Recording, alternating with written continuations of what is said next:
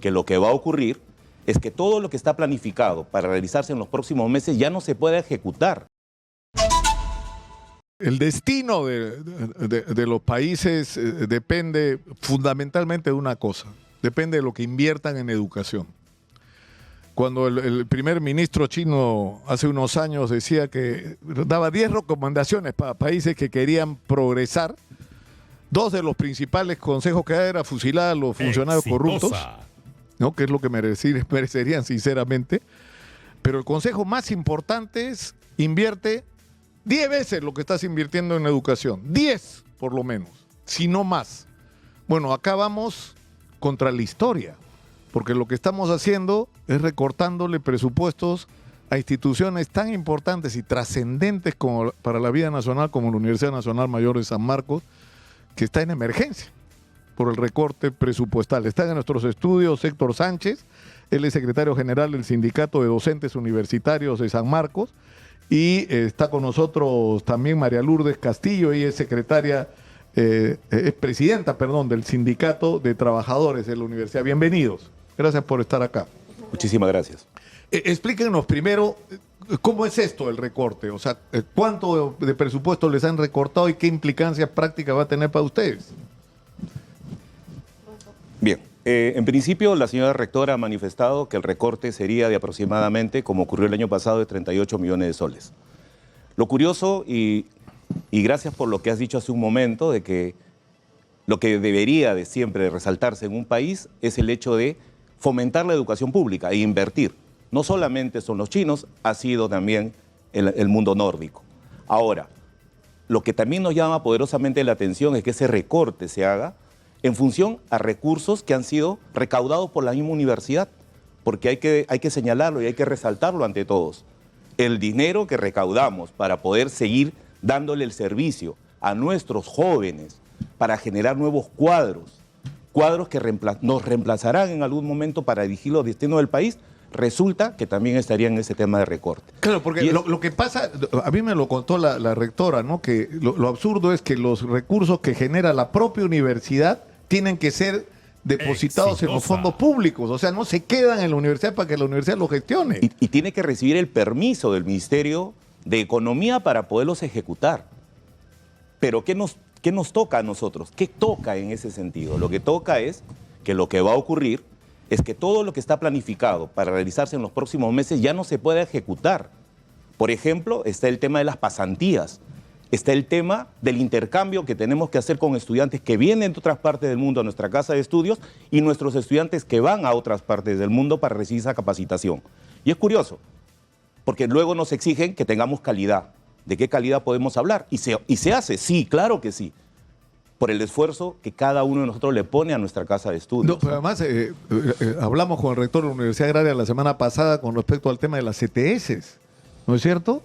Es insólito que no se reconozca el derecho al 100% de CTS de los docentes universitarios. Es más, estamos a la espera de que por insistencia el Congreso apruebe esa ley. Ojo, y esto hay que comentarlo, a lo largo de la historia los docentes que ya superan los 70 años han sustentado la educación pública en el país. Y hay que resaltar algo más.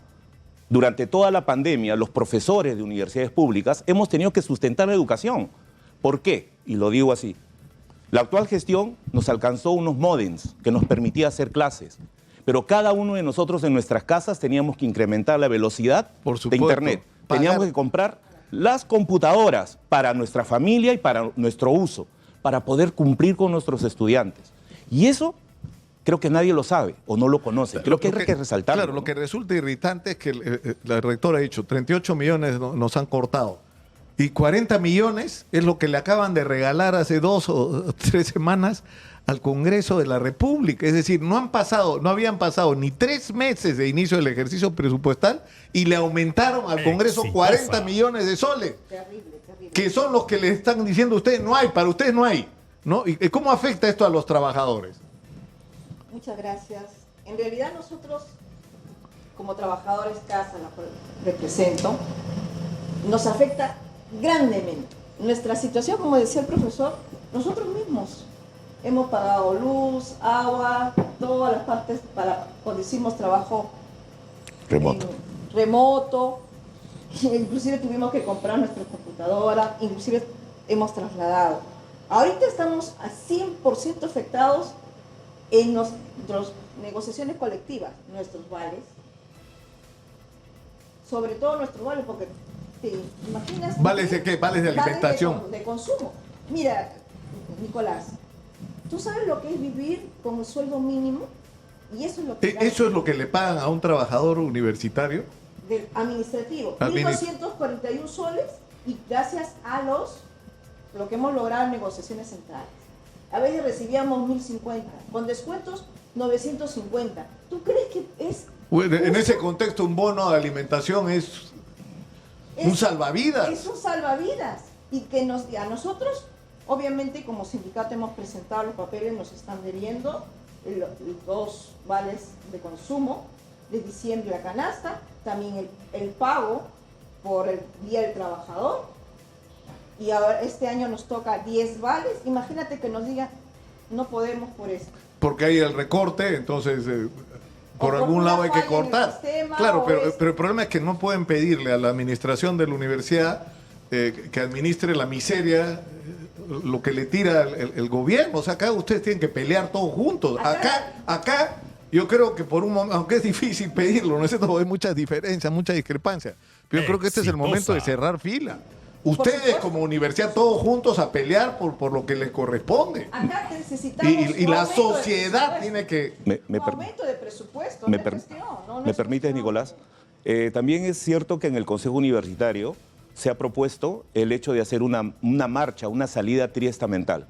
Por supuesto que nosotros los profesores, conjuntamente con los trabajadores y los estudiantes, vamos a salir a hacer esas marchas.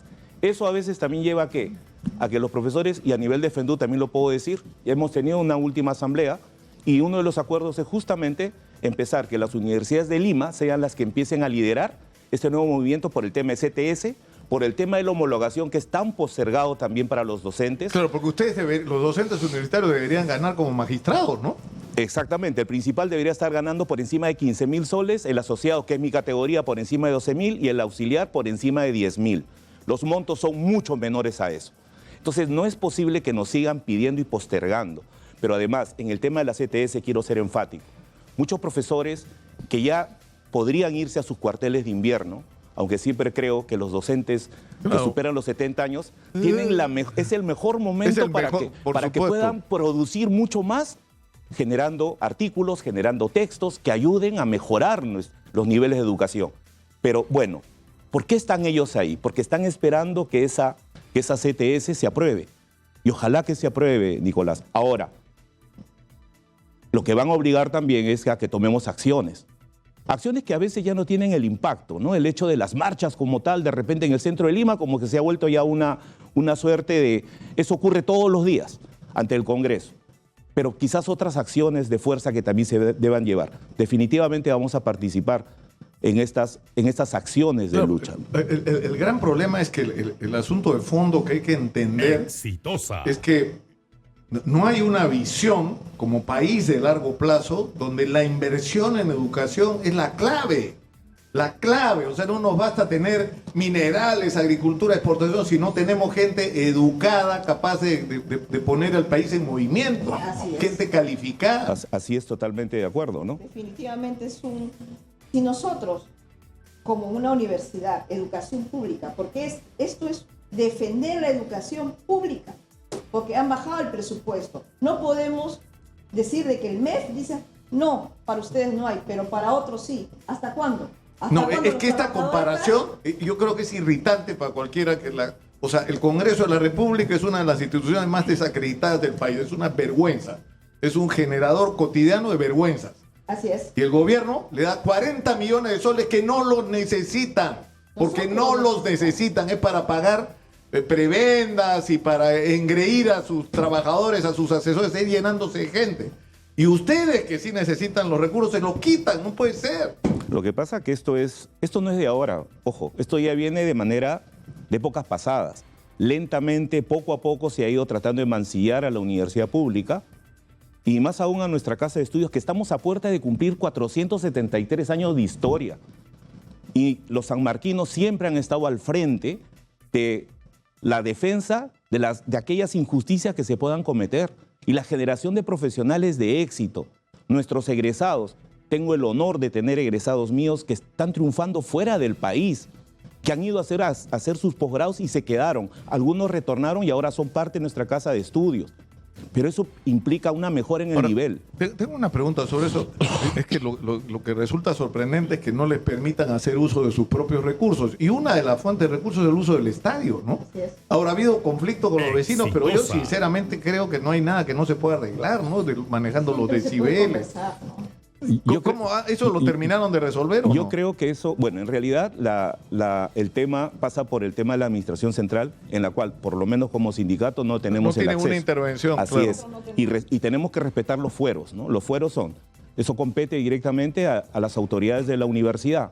¿Podríamos acercarnos a conversar, a dialogar? Seguro que sí, y lo vamos a hacer.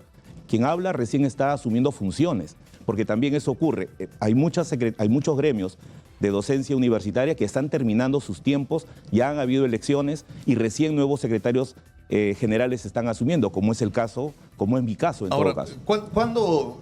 Es decir, acá yo creo que no se trata solamente de que ustedes como trabajadores, estudiantes, docentes y las propias autoridades de la universidad se movilicen para exigir que se respeten los presupuestos, es más, que se aumenten, porque ustedes necesitan más recursos, no que les quite, que les den más de lo que tenían. Por supuesto que necesitamos. Pero esto tendría que comprometer a toda la sociedad y para empezar a los egresados de San Marcos, es decir, acá hay que generar un gran movimiento en defensa, para empezar de San Marcos, pero en general en defensa de la universidad pública, ¿no? La familia sanmarquina es muy grande, y muchos de nuestros egresados están en lugares importantes.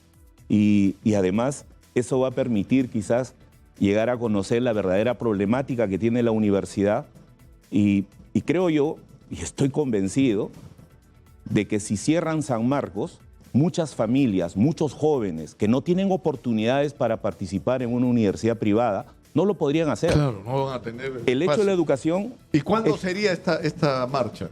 Estamos a puerta, seguramente nos vamos a acercar a conversar con la señora rectora para que ella nos indique las fechas. Vamos a estar Porque atentos y pueden estar ustedes seguros que tienen acá, como Porque siempre ha nosotros sido el lo vamos a espacio hacer- para defender la Lo vamos a hacer educación de manera pública. orgánica, ¿no? Acompañando a las autoridades de nuestra casa de estudios, en defensa irrestricta de nuestra querida casa de estudios. Yo les agradezco Le mucho agradezco mucho, No, Nicolás, por gracias. eso. Sobre todo la situación también, te pido y te comprometas también de ver nuestra situación como trabajadores CAS, porque también es una política que... Yo soy miembro honorario del movimiento CAS Nunca Más, mi estimada. Ya tú sabes lo que estamos Pues me parece solicitando. inconcebible que el Estado peruano, que le reclama a las empresas privadas que respeten los derechos laborales y no tengan trabajadores disminuidos, el Estado peruano tenga 400,000 trabajadores disminuidos. Imagínate, yo Eso es una trabajo vergüenza. 24 años y sigo esperando el nombramiento. ¿Cuántos años? 24. 24. Y solamente me permites Sí. agradecerte por la oportunidad brindada y seguro que nosotros igual vamos a seguir luchando por una universidad que pueda albergar a una mayor cantidad de esta juventud que requiere de nuestros espacios. Por supuesto. San Marcos siempre está presente y no va... Es parte de la Es parte de la vida historia nacional, del la país. universidad más antigua de América. ¿De qué Así nos es. sirve el título si la estamos dejando morir? Así No, es. la están matando, mejor dicho. Nos está matando. Solamente entender una cosa final. No se trata solamente de producir profesionales de altísima calidad. La universidad es el espacio del pensamiento, para pensar en el Perú de largo plazo, para generar ideas, para discutir sobre diferentes opciones, el espacio para la controversia, para la libertad del pensamiento. Es decir, por Dios, qué inconsciencia y qué irresponsabilidad la que están cometiendo, no solo con San Marcos, sino con la universidad pública. Muchas gracias por Muchas estar gracias acá y a ti. cuenten con Muchísimas nosotros. gracias. Muchas Tenga gracias. buen día.